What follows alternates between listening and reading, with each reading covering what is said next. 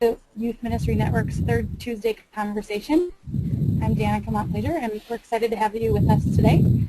Hey to everybody who is regular listeners, and welcome to those of you who are hanging out with us today for the first time. As many of you know, 3TC is an informal monthly network gathering, and it's totally supposed to be just that. We hope that you've grabbed your cup of coffee and that you'll settle in wherever you are so that we can chat a little bit about current ministry topics. We love to make this interactive and a conversation over coffee, and so we want you to type in your question to the box on the right-hand side of your screen, and I'll be sure to pass your questions along to Mark as we move along. I'd like to welcome our April guest, Mark Matlock, to our network gathering. Thanks for being with us today, Mark. How are you? It's great to be with you today. Good deal. It's been a big week for you. You told me earlier today that you're transitioning into the new role of Executive Director of Youth Specialties, so that's kind of exciting. Today's the first day officially with that title kind of being public, so yeah, it's been a big day. Cool. Well, we're glad that you could take out some time out of your busy, crazy new title and job and hang out with us for a little bit this afternoon. Before we talk about Youth Specialties and about your latest project and stuff like that, wondering if you could help us get to know you a little bit better. Tell us maybe about yourself, your family, anything about your background, or what keeps you busy when you aren't the new director of Youth Specialties and writing books and such. Yeah, I'm in San Diego today, but I grew up in California actually, not too far from San Diego, and moved to Dallas, Texas in 1991, almost 20 years ago, to start working with a student conference that was run by Dawson McAllister back in the day. And I traveled with Dawson for about 4 years doing these Bible teaching conferences all over the country, and then left to start an organization called Wisdom Works. It was really focused on trying to understand wisdom as kind of a approach to spiritual formation. While I was out in Texas, I met my wife and have been married for 18 years, and I have 2 kids, Dax and Sky, that are both teenagers. They're middle schoolers right now. Dax will be in high school next year, so I don't just not just talking about it, I'm living it right now. Yeah. And then for the last 20 years, I've been a volunteer in the youth ministry at our church in Texas. Awesome. Anything that you love to do, like have a hobby or anything like that when you're not hanging out with teenagers? Yeah, I do a lot of cooking. I do almost all the cooking in our family, and I'm into experimental cuisine. So I have all kinds of crazy devices and additives and things like that I use to make interesting food. Cool. That sounds awesome. Well, hey, your latest project is called Real World Parents, and we've invited you here today to talk about that. And so I'm wondering if you could unpack that a little bit for us. Tell us maybe what the catalyst was for that project, what you learned along the way, and this is a really long question, but some of the feedback or takeaways that you've had since its release. Yeah, Real World Parents kind of came out of my own. It began actually 14 years ago. My son was born, and he'll be 14 next Monday. So literally 14 years ago, I brought my son home, and as I was reading through kind of Christian literature on parenting, I realized that a lot of it was kind of discipline, behavior kind of approaches to things. How do you get your kids to do what you want them to do, so to speak? But I was really trying to figure out, how do you help your kid's heart beat with the heart of God? And how do you really how do you create an environment to hand your faith off? And so that kind of began a journey that led me to do some research with the Barna Group, as well as spending a lot of time talking with parents and trying to understand, how they were helping their kids grow in faith. And I started a conference that we actually had in Minneapolis-St. Paul area in Dallas, Texas, called Generation Hope. And then Generation Hope turned into Real World Parents as we continued to work with moms and dads and trying to observe and coach families through challenges they were having, not with troubled teens, but in just helping good parents be great parents when it came to spiritual matters. Cool. As far as sort of what you learned along the way in your research or things like that, was there anything that surprised you or was maybe encouraging or discouraging about the work you were up to? Yeah, one of the things that was really encouraging was realizing that there were no perfect formulas, and that was kind of encouraging because I think there were a lot of parents that wondered if they'd done something wrong, and I didn't really see that there was anything that parents were doing wrong as much as there were some environments that kind of led to better possibilities. There were no silver bullets. There was no, well, if you do this, your kids are going to be awesome in their faith. That wasn't apparent, and we saw families that did devotions as a family and read their Bible together who had kids that totally walked away from Christ. We saw families that never, barely prayed around the dinner table together, that had kids that totally just had thriving faith experiences in their life. And so it was really interesting to kind of look at that. And one of the things that we found was while there were no guarantees, one of the things that was really common among families that had handed off their faith was their approach or their attitude toward the world. And you can't see me doing this, but I'm making air quotes when I say the world. And so, the world, obviously not talking about the planet or talking about people, but really just talking about the value system and the culture, that we live in that kind of sets itself up against, I think, the kingdom of God and kind of what Jesus came to kind of right when he lived among us, showing us a different way to live. And, there were some families that were trying, their solution to the world was that they were going to, build a wall around their kids and try and protect their kids or isolate them from those influences.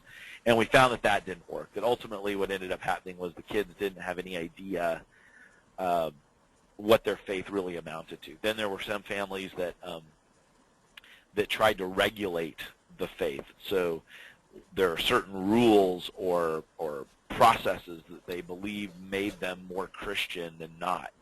And by regulating, which was really legalism, right, they thought that they could develop a spiritual child, and that didn't work either. And there were some families that just thought, you know what, we're Christians in name only, we attend a church, it's more of a social club, but how we understand our faith really doesn't, penetrate into our work life and school life and how we live on a regular basis. And then you have these families that were had a really different view of the world. They didn't necessarily they saw their role as being a light in the world, as making a difference, that they had good news through the gospel and its expression of God's love and redemption, and they were there to really help restore the world to a place that God had originally intended it to be. And so their family, whether it was through community or their neighborhood or whatever, they were actually doing things to really be a part of God's restorative work. And so they saw themselves kind of as alien residents, as Paul tells us to think this way in Corinthians. He says, you are therefore Christ's ambassadors, as though he were making his appeal, through us. So this idea that we were representatives of God's kingdom in the world. And while some of them couldn't articulate it like that, that's how they were functionally living. And their homes were like embassies for God's kingdom in their neighborhoods. And so what was happening was the kids were seeing that following in the way of Jesus actually made a difference. Unlike the isolated kids where they were candles in well-lit rooms, because Yeah. all the darkness was kept out, right? They could see that following Jesus and loving in the way of Jesus, that really made a difference, that people's lives were radically changed. So faith became a very powerful, real, potent thing in their life, rather than it being impotent or just kind of being something that we do, or a set of rules to follow. And so we saw that was consistent in just about every family, that they were very involved, not only in their church family, but also in their communities, and that they had connections with people. I'm using some, I guess some. I don't know that I like that language, but people that didn't know Christ. They were engaging them and working with those people to help them really know who Christ was, so that they were seeing that. And that was probably the biggest thing. So Real World Parents was really kind of designed to try and help families. And I hate the cover of this book, by the way. I'm looking at it. It looks like something that came out of the 1970s or something like that. One thing that I hate about it, I never like the cover of this book. They keep promising me they're going to redo it, and they never do.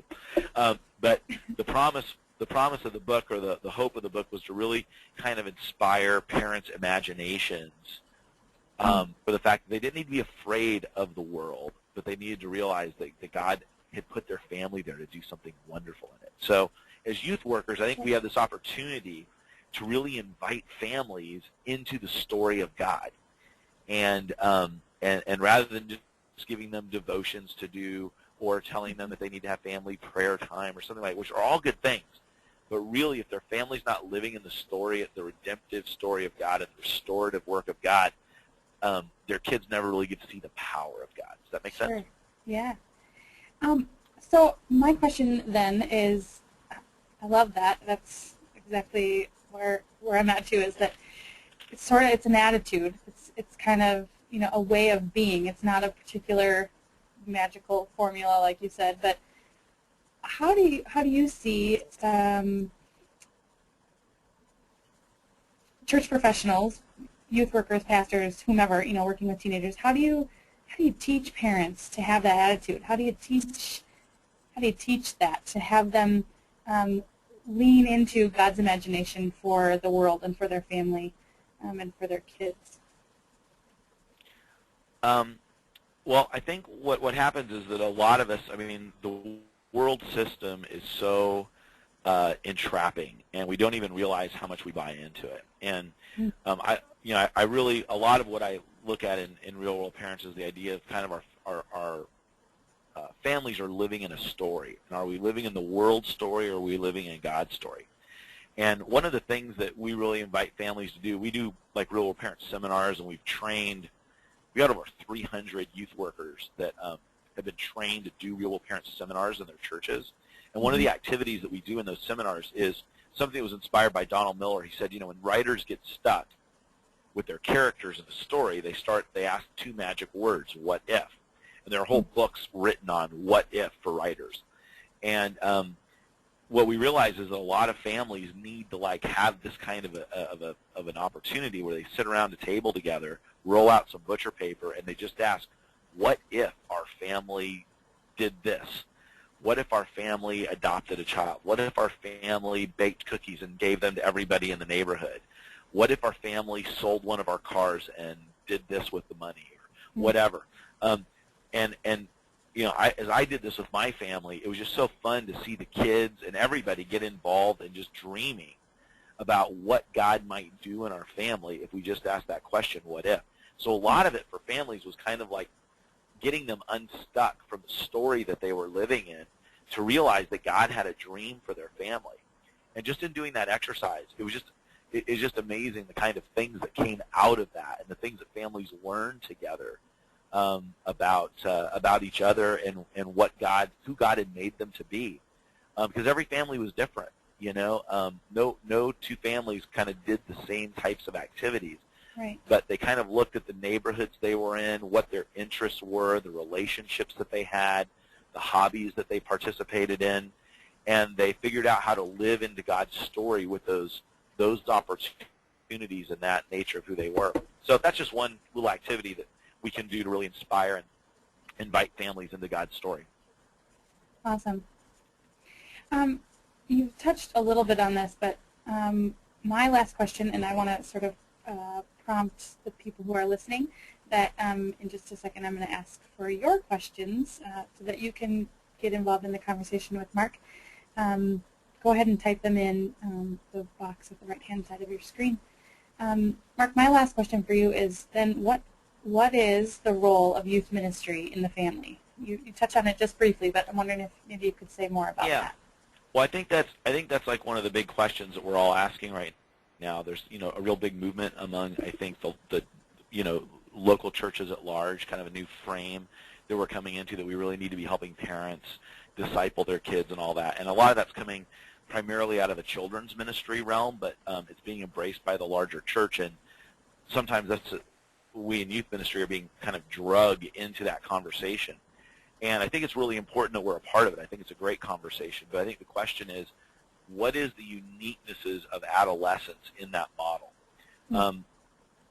One of the things that I've done a lot of exploration with at WisdomWorks in trying to understand how wisdom is transferred from one generation to the next is the role of the mentor in the life of a young hero. And if you look at all of your hero stories, whether it be Luke Skywalker, Peter Parker, Bruce Wayne, all of these different comic book characters, Aquila and the Bee in that movie, Neo in the Matrix, I mean, any of the classic hero stories that have endured.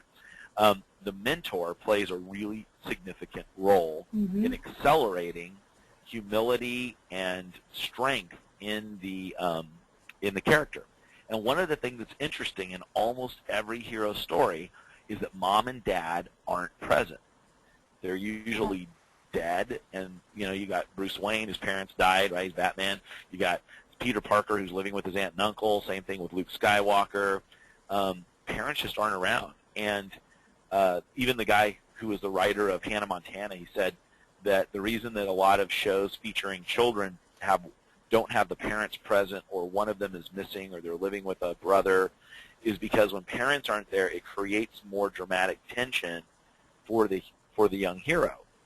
And so I thought about this, and I thought, it's not that parents aren't important in the development of the hero's life, but it's the fact that the mentor can do something unique at that point in time in their life. And in youth ministry, our kids are at a place where mom and dad have laid a foundation. And it's not like we're going to tell our kids anything that their parents haven't already told them most of the time if they've grown up in the church, but it's a different voice speaking into it that's somehow making an impact. My son, so people always tell me in my church, oh, you're going to have an easy time when your kids are teenagers because you help everybody else with their kids. And I'm like, not so quick. I'm the parent to my teenagers. I have a completely different relationship and role. I need somebody else to speak into their life.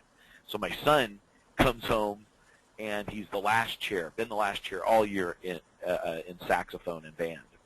And I said, why are you the last chair? You've been the last chair always. What's going on there? Because you practice hard, you're good. And he goes, well, when I take the chair test, I get really nervous, and I always screw up. And I said, well, Dax, you don't really have a reason to be nervous because you're in last place. There's nowhere for you to go, right? And he just got real upset with me. Dad, you don't understand. You don't play any instruments. You're not a musician. All this stuff.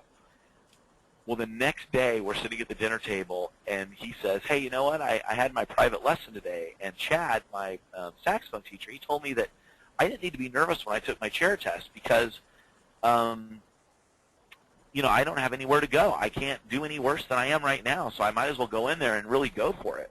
And my wife looked at me like, you just said that last night.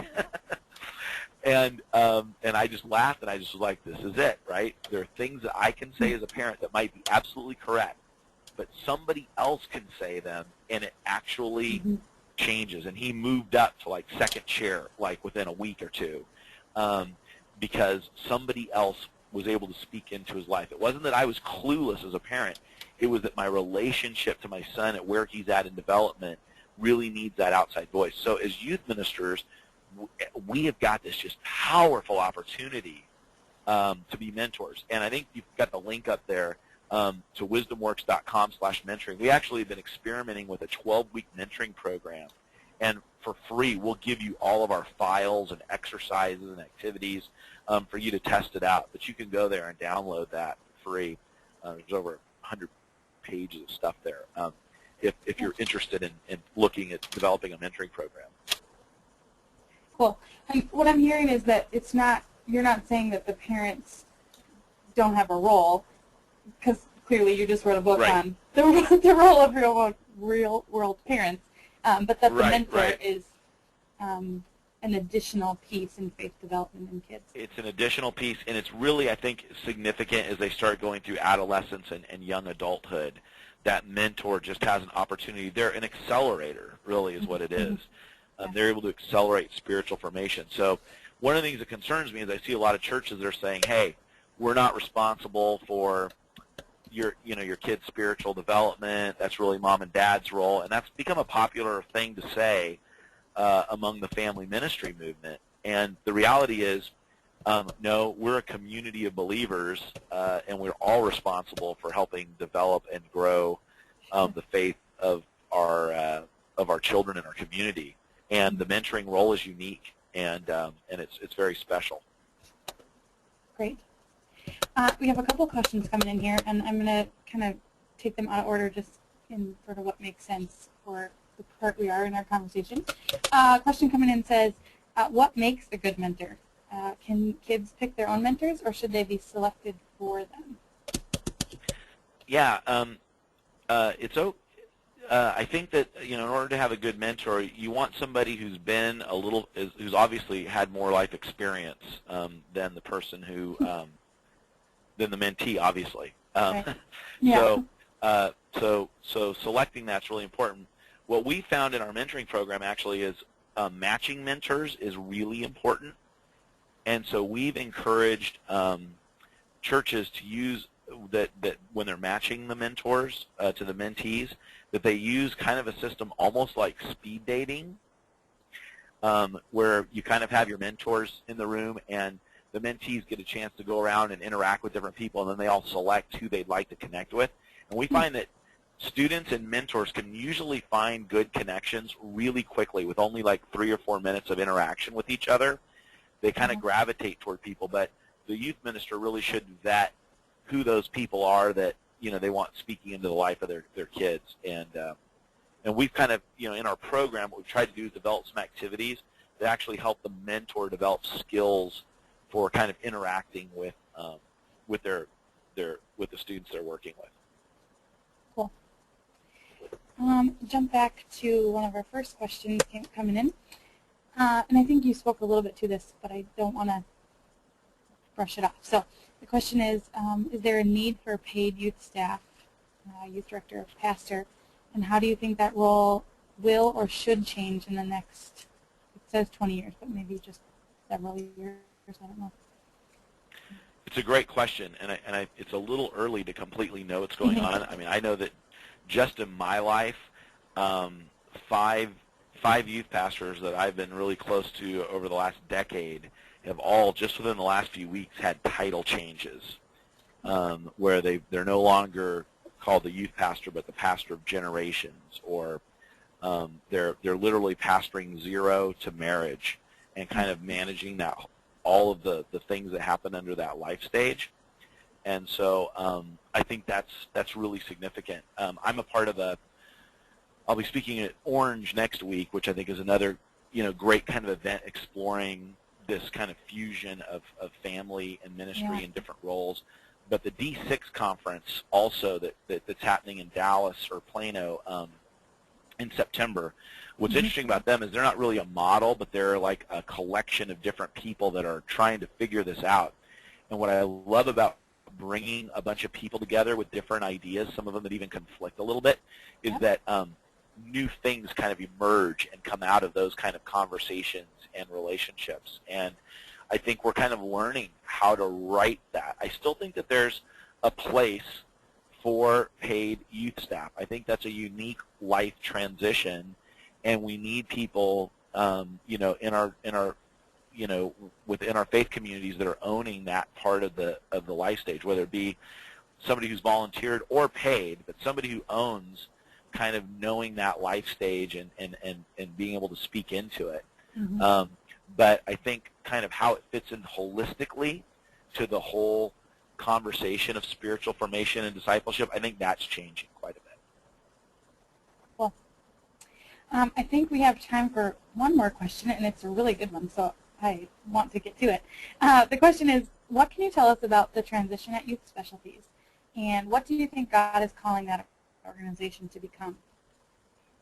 That's a really, really good question. And I really believe that with everything changing, I think that Youth Specialties is really becoming our strong suit is that we've been able to be a big tent that a lot of different voices within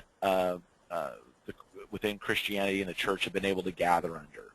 And I think one of my goals is to continue making YS a safe place for diversity among the theological spectrums and socioeconomic spectrums, for people who love Jesus, who love the church, and love teenagers to be able to come and learn and grow from one another. There are new things that we're learning rapidly, and I think that the only way that we really accelerate that is when collaboratively we're able to come together and learn from one another. And I hope that Youth Specialties can continue to gather and convene the most diverse spectrum of youth leaders together to connect. And I think you'll see over the next year or so under my leadership really trying to figure out how we're gathering people together in really effective ways, not just for training or listening to experts, but to really share and collaborate together and create. Cool. Well, we're excited for you and what God has in store for you and for Youth Specialties, and we just wish the richest blessings on that ministry. We're excited that you were able to take some time out of your day to chat with us. Everyone who's listening in, you've seen on your screen the information that Mark was talking about, both real world parents. Someone got my tongue. Yeah, and there's more information at realworldparents.com as well. I forgot to give you that website, Danica, but realworldparents.com. They can find out information about being trained at the National Youth Works Convention this fall in San Diego and in Atlanta. We'll be doing training for Real World Parents if anybody wants to get trained in how to do that seminar at their church and in their community. Cool. Just a couple of housekeeping things before we head off into the rest of our day. Our next third Tuesday conversation is Dave Ellingson and Mark Jackson.